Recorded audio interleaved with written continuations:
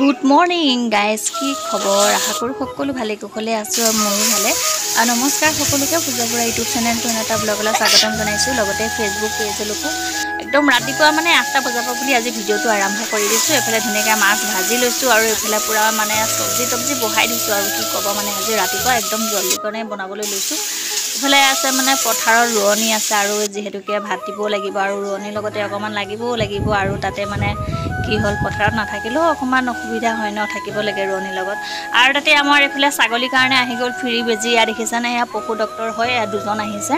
তেওঁলোকে হেনো 72খন গাঁৱত এনেকৈ গৈ পিনে ফ্ৰী বেজী তেওঁলোকে দিব আৰু আমাৰ ঘৰতো আহিলে দিবৰ কাৰণে আৰু তাতে কাণত লগাবৰ কাৰণে এইটো কি বুলি কয় মই ভালকৈ গম নাপাওঁ বাৰু, সেয়াও দি থৈ গৈছে। আৰু তাতে এতিয়া আমাৰ ছাগলীকেইজনীক বেজী দি আছে আৰু গাভিনী থাকিলে নিজে নিদিয়ে বাৰু এই বেজীটো।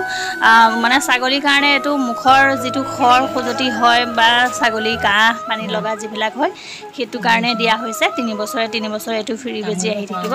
আৰু এয়া দেখিছেনে, কেঁকুৰাটো ইমান মস্ত। মায়ে পুখুৰীলৈ গৈছিলে মাছ চাবলৈ যাওঁ বুলি, পুখুৰীত একে মুখৰ ওচৰতে ওলাই আছিলে, ইমান ডাঙৰ কেঁকুৰাটো চাওকচোন। আৰু এইফালে মোৰ ভাত পানী বনাই মেলি আজৰি হ'লোঁ। এয়া প্ৰথমতে দেহাক খাবলৈ দি লৈছোঁ, তাৰপাছত আকৌ যাওঁ ৰোৱনীক ভাত দিবলৈ যাওঁগৈ। এতিয়া আপোনাৰ 12:15 বাজিবলগীয়া হ'লগৈ। এইফালে আহিলোঁ ৰোৱনীক ভাত দিবৰ কাৰণে।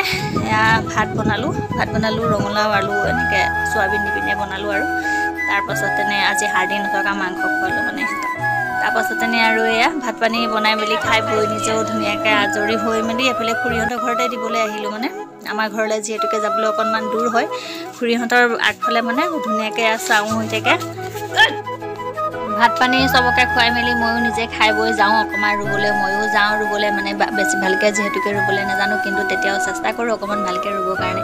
আৰু আগতেতো একদম পূৰা পথাৰত নানামোৱে, কাৰণ আগতেতো জানেই কেনেকুৱা যুগ আছিলে। আজিকালি যিহেতুকে ট্ৰেক্টৰ ওলালে, এতিয়া আৰু কি ক'ম আৰু, এতিয়া জোকে নথকা হৈ গ'ল আৰু পথাৰত। আগতেতো জোকৰ পৰা এনেকুৱা দ মাটিততো নামিবই নোৱাৰি, একদম পূৰা পেলো জোক হয় আৰু যিহেতুকে মোৰ জোকলৈ ভয় লাগে। আগতেতো মই কেতিয়াও এনেকৈ ৰুই পিনে নামোঁ আৰু এনেই অকণমান ফূৰ্তিতে নমা হয়, কিন্তু ৰোৱাটো তেনেকৈ নহয়।